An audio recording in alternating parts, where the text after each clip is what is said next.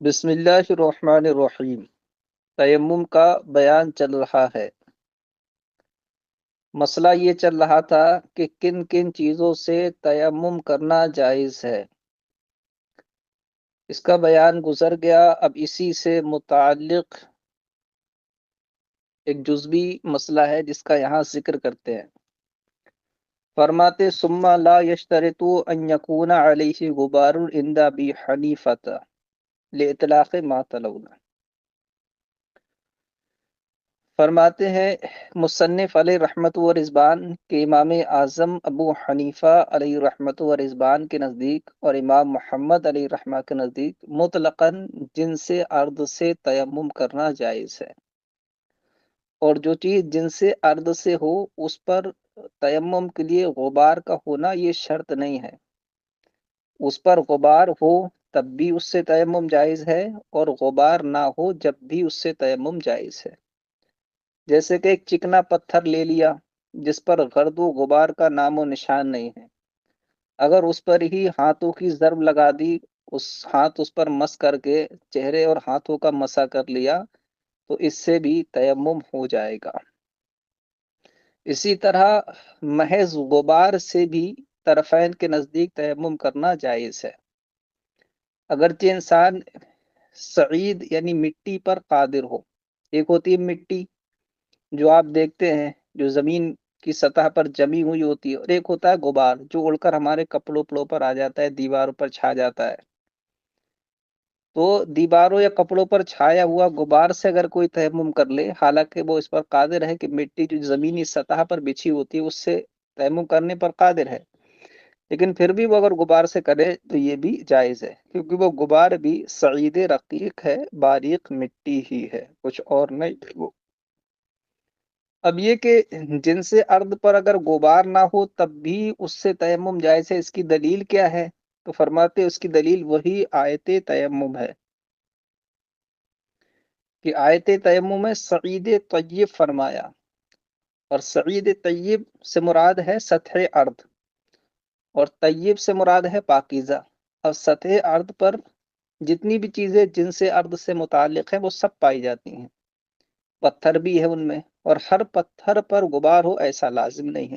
تو نص بتاتی ہے، آیت بتاتی ہے کہ جو چیز جن سے ارد سے ہے اس سے تیمم جائز ہے، غبار اس پر ہو یا نہ ہو۔ تو اسی نص کی بنیاد پر امام اعظم اور امام محمد نے یہ فرمایا ہے۔ فرماتے ثم لا یشترط ان یکون علیہ غبار عند ابی حنیفہ لاطلاق ما تلون۔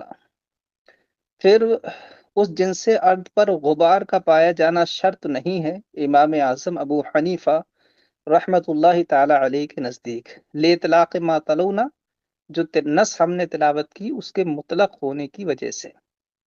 وقضا یجوز بالغبار مع القدرت علی الصعید، اور اسی طرح سعید پر قدرت کے باوجود غبار سے تیمم جائز ہے عند ابی حنیفہ و محمد طرفین علیہم الرحمہ کے نزدیک۔ کیوں جائز ہے؟ لأنہ ترعب رقیق، کیونکہ غبار بھی باریک مٹی ہے۔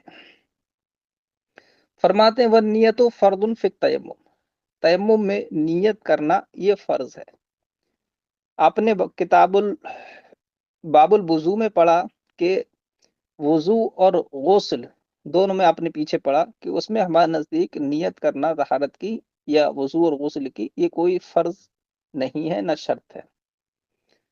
البتہ ہمارے ائمہ ثلاثہ یعنی امام محمد، امام ابو یوسف اور امام اعظم، ان سب کے نزدیک تیمم میں نیت کرنا یہ فرض ہے۔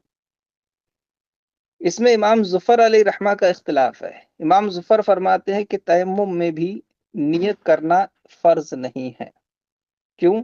اس لیے کہ تیمم طہارت میں وضو کا خلیفہ اور نائب ہے، اور وضو میں چونکہ نیت فرض نہیں ہے تو تیمم میں بھی فرض نہیں ہوگی۔ اس لیے کہ اگر تیمم میں ہم فرض مان لیں تو خلیفہ کا اپنی اصل سے بڑھ کر ہونا لازم آئے گا، جو کہ درست نہیں ہے۔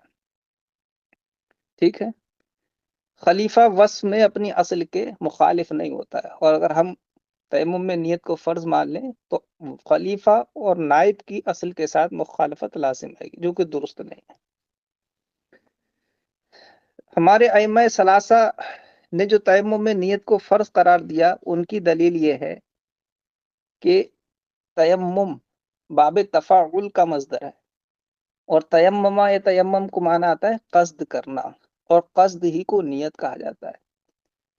تو نیت کا معنی خود معنی تیمم میں موجود ہے، خود تیمم ہی کا معنی نیت اور قصد کرنا ہے۔ تو جب اس کی حقیقت میں ہی یہ معنی مفہوم داخل ہے تو ضرور اس کے اندر لازم اور ضروری ہوگا، اس لیے ہم نے کہا وہ فرض ہے۔ دوسری دلیل یہ ہے کہ تیمم چونکہ مٹی سے کیا جاتا ہے، اور مٹی مطلقاً مطہر یعنی پاک کرنے والی نہیں ہے۔ اللہ پاک نے بربنائے ضرورت مخصوص حالت میں جب آدمی پانی پر قادر نہ ہو تو ضرورتاً اس کو مطہر اور پاک کرنے والا قرار دیا ہے، بخلاف پانی کے کہ پانی بے نفس ہی مطہر ہے، اس کی طبیعت میں طہارت بخشنا ہے۔ تو جب پانی بے نفس ہی مطہر ہے تو اس کا استعمال انسان چاہے نیت کے کر کے کرے یا بلا نیت کرے، بہرحال وہ طہارت کا فائدہ دے گا، بخلاف مٹی کے کہ اپنی طبیعت میں یہ مطہر نہیں ہے بلکہ ملوث ہے، بربنائے ضرورت اللہ پاک نے اس کو مطہر بنایا ہے۔ تو اب اس کے ذریعے طہارت تبھی حاصل ہوگی جب ہم اس سے طہارت کا قصد کریں گے، اور طہارت کا قصد ہی نیت ہے، لہذا اس میں نیت ضروری ہے۔ ٹھیک ہے۔ والنیت فرض فی التیمم، اور نیت تیمم میں فرض ہے۔ وقال زفر لیس بفرض، اور امام زفر نے فرمایا کہ نیت فرض نہیں ہے، لأنه خلف عن الوضوء، اس لیے کہ تیمم وضو کا خلیفہ ہے، فلا یخالفہ فی وصفہ، لہذا وہ وصف میں وضو کے مخالف نہیں ہوگا۔ ولنا، اور ہماری دلیل یہ ہے کہ انہ ینبئ عن القصد، کہ لفظ تیمم قصد کی خبر دیتا ہے، فلا یتحقق دونہ، تو بغیر قصد و نیت کے تیمم متحقق نہیں ہوگا۔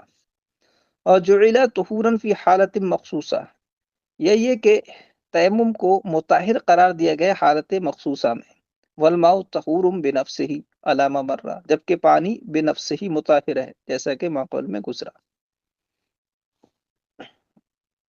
ثم اذا نوى الطہارة او استباحة الصلاة اجزاہ ولا یشترط نیت التیمم للحدث او للنجاست۔ یہاں سے مصنف علیہ رحمہ فرماتے ہیں کہ تیمم میں نیت کس طور پر کرنا ہے، کس چیز کی نیت کی جائے جس سے تیمم صحیح ہو جائے۔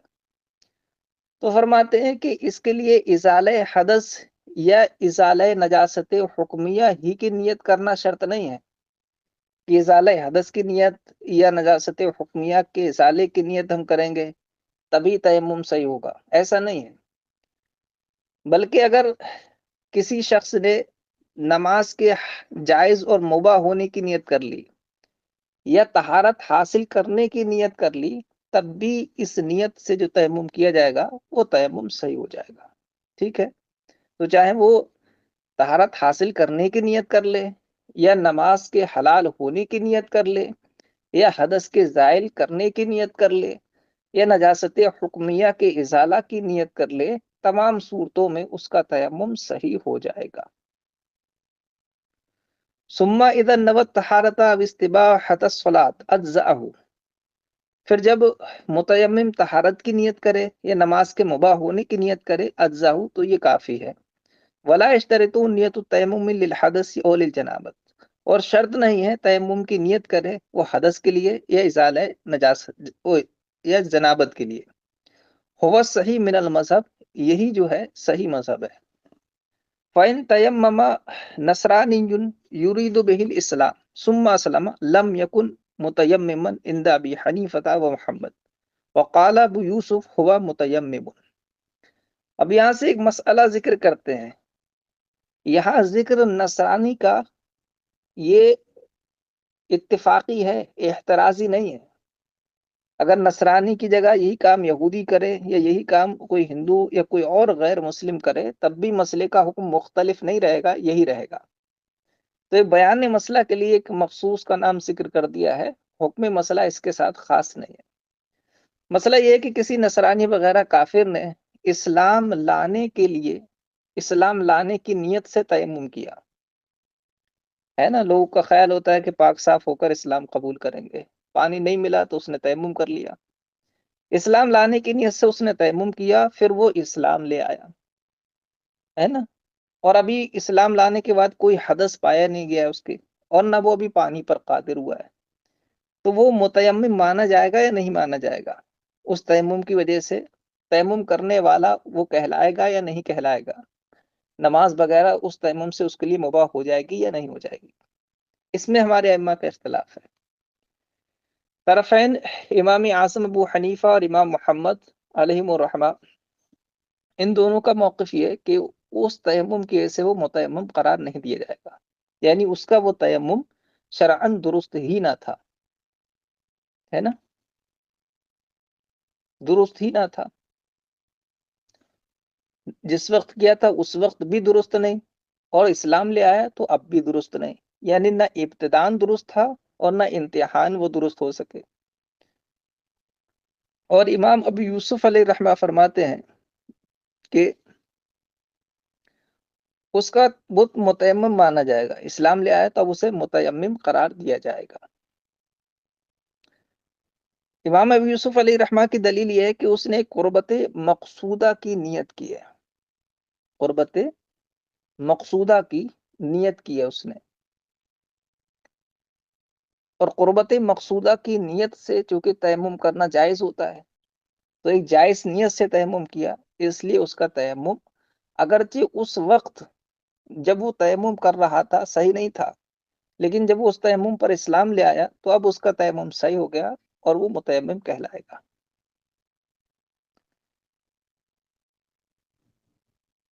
کہتے ہیں بخلاف دخول مسجد اور مسح مصحف کے، یعنی امام یوسف فرماتے ہیں کہ اگر کوئی مسلمان مسجد میں داخل ہونے کی نیت سے یا مصحف شریف قرآن شریف چھونے کے لیے تیمم کرے اس نیت سے، تو اس کا تیمم صحیح نہیں ہوگا، کیونکہ مسجد میں داخل ہونا یا قرآن مقدس کا چھونا یہ عبادت مقصودہ نہیں ہے، بلکہ مسجد میں داخل ہونا یہ وسیلہ ہے مسجد میں عبادت کرنے کے لیے، اور قرآن کا چھونا یہ وسیلہ ہے اس کو پڑھنے کے لیے، اس کی تلاوت کرنے کے لیے۔ تو مسجد میں داخل ہونا ہے مصحف کا چھونا یہ چونکہ عبادت مقصودہ نہیں ہے، اور عبادت غیر مقصودہ کی نیت سے تیمم کرنا صحیح نہیں، اس لیے اگر ان دونوں نیتوں سے تیمم کیا تو تیمم صحیح نہیں ہوگا، لیکن اسلام لانا چونکہ عبادت مقصودہ ہے لہذا وہ تیمم صحیح ہے اور اس کو متیمم مانا جائے گا۔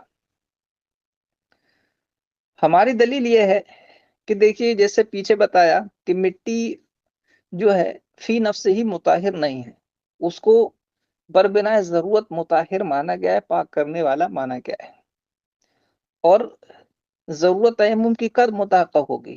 جب انسان ایسی عبادت مقصودہ کرنا چاہے جو بغیر طہارت کے صحیح نہ ہوتی ہو، تبھی تو تیمم کی ضرورت متحقق ہوگی۔ جب ہمیں طہارت کی ضرورت ہو تو تیمم کی ضرورت پڑے گی پانی پر قدرت نہ ہونے کی صورت میں، تو وہ اس قربت مقصودہ جو طہارت کے بغیر صحیح نہ ہوتی ہو اس کے لیے تیمم کیا جائے گا، جیسے کہ نماز ہے، طواف ہے نا، جنوبی کے لیے قرآن کی تلاوت ہے، یہ سب باتیں مقصودہ بغیر طہارت کے صحیح نہیں ہوتی ہیں، تو ان کے لیے تیمم کرنا تو جائز ہوگا۔ لیکن اسلام اگرچہ قربت مقصودہ ہے مگر وہ ایسی نہیں ہے کہ بغیر طہارت کے صحیح نہ ہو، اگر ناپاک آدمی اسلام لائے تو اس کا اسلام عند الشرع ٹھیک ہوگا، لہذا اسلام لانے کے لیے اگر نصرانی نے تیمم کیا تو اس کا تیمم نہ ابتدان صحیح ہے اور نہ اس کا تیمم انتہاءً درست ہوگا، ہے نا، سرے سے وہ تیمم درست ہی نہیں۔ تو اب اختلاف کا حاصل یہ نکلا کہ امام ابو یوسف علیہ رحمہ کے نزدیک جب صحت تیمم کے لیے صرف اور صرف عبادت مقصودہ کی نیت کافی ہے، چاہے وہ عبادت مقصودہ طہارت کے بغیر صحیح ہوتی ہو یا نہ ہوتی ہو، اس سے غرض نہیں ہے، اور طرفین کے نزدیک اسی عبادت مقصودہ کی نیت سے تیمم صحیح ہو سکتا ہے جو بغیر طہارت کے صحیح نہ ہوتی ہو، یعنی اصل چیز ہی میں اختلاف ہے، اس وجہ سے اس نصرانی والے مسئلے میں اختلاف ہوا، اصولی بات میں اختلاف ہے اس لیے مسئلے میں اختلاف ہے، ٹھیک ہے۔ فرماتے ہیں فَإِن تَيَمَّمَ نَصْرَانِيٌّ يُرِيدُ بِهِ الْإِسْلَامَ، اگر نصرانی نے تیمم کیا جس سے وہ اسلام لانے کا ارادہ رکھتا ہے، ثم اسلم، پھر وہ اسلام لے آیا، لم یکن متیممن عند ابی حنیفہ و محمد، تو طرفین کے نزدیک وہ متیمم نہیں ہوگا. وقال ابو یوسف ہوا متیمم، اور امام ابو یوسف فرماتے ہیں کہ وہ متیمم رہے گا. لأنه نوا قربت مقصودہ، اس لیے کہ اس نے قربت مقصودہ، عبادت مقصودہ کی نیت کی ہے. بخلاف التیمم لدخول المسجد و مس المصحف، بخلاف اس تیمم کے جو کیا جائے مسجد میں داخل ہونے کے لیے یا مصحف شریف کو چھونے کے لیے، تو وہ تیمم صحیح نہیں ہوگا. کیوں؟ لأنها لیس بقربت مقصودہ، اس لیے کہ دونوں چیزیں قربت مقصودہ نہیں ہیں. ولہما، طرفین کی دلیل یہ ہے کہ ان ترابا ما جعل طہورا الا فی حالت ارادت قربت مقصودۃ لا تصیح بدون طہارہ، کہ مٹی کو مطہر اسی صورت میں قرار دیا گیا ہے جبکہ ایسی عبادت مقصودہ کا ارادہ ہو جو بغیر طہارت کے صحیح نہ ہوتی ہو. والاسلام قربت مقصودۃ یصح بدون، اور اسلام ایسی قربت مقصودہ ہے جو بغیر طہارت کے بھی صحیح ہو جاتا ہے. بخلاف سجدہ تلاوہ، بخلاف سجدہ تلاوت کے، لأنها قربت مقصودہ لا تصح بدون الطہارہ، اس لیے کہ سجدہ تلاوت ایسی قربت مقصودہ ہے جو بغیر طہارت کے صحیح نہیں ہوتا. تو سجدہ تلاوت کے لیے تیمم جائز ہے.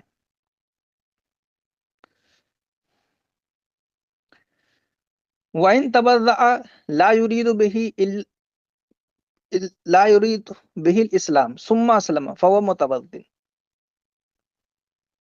فرماتے ہیں کہ اگر نصرانی نے وضو کیا جس سے اس کا ارادہ اسلام لانے کا نہیں تھا، یعنی ایسی اس نے وضو کر لیا، اسلام وغیرہ لانے کے لیے نہیں، ایسی وضو کر لیا،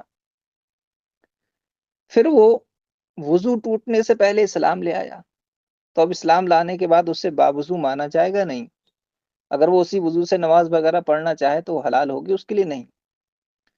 تو فرماتے ہیں کہ ہمارے نزدیک تو وہ متوضی رہے گا کیونکہ اس نے افعال وضو صحیح طور پر ادا کر لیے تھے، اور ہمارے نزدیک جو ہے نیت چونکہ وضو میں شرط ہے نہیں کہ آپ یہ کہہ سکیں کہ کافر نیت کا اہل نہیں ہے، اس میں تو نیت شرط ہی نہیں ہے، نہ فرض ہے.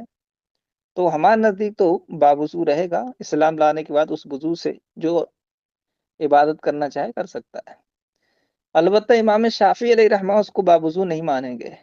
وہ کہتے ہیں کہ اس نے جو نصرانیت کی حالت میں وضو کیا وہ وضو درست نہیں ہوا، اس لیے کہ ان کے نزدیک وضو میں نیت شرط ہے، اور نیت عبادت وہی کر سکتا ہے جو اہل ایمان ہو.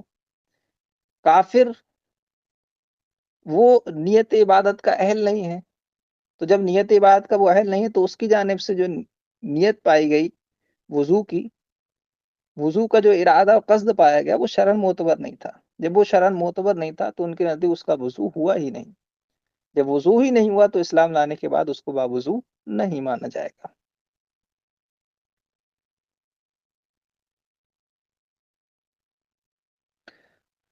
وَإِن تَبَرَّأَ لَا يُرِيدُ بِهِ الْإِسْلَامَ، اور اگر نصرانی نے وضو کیا جس سے اس کا اسلام لانے کا ارادہ نہیں ہے، ثم اسلم، پھر اسلام لے آیا، فهو متوضٍ، تو متوضی رہے گا. خلاف للشافعی، امام شافعی کے برخلاف، بناء علی اشتراط نیت، نیت کے شرط ہونے کی بنیاد پر.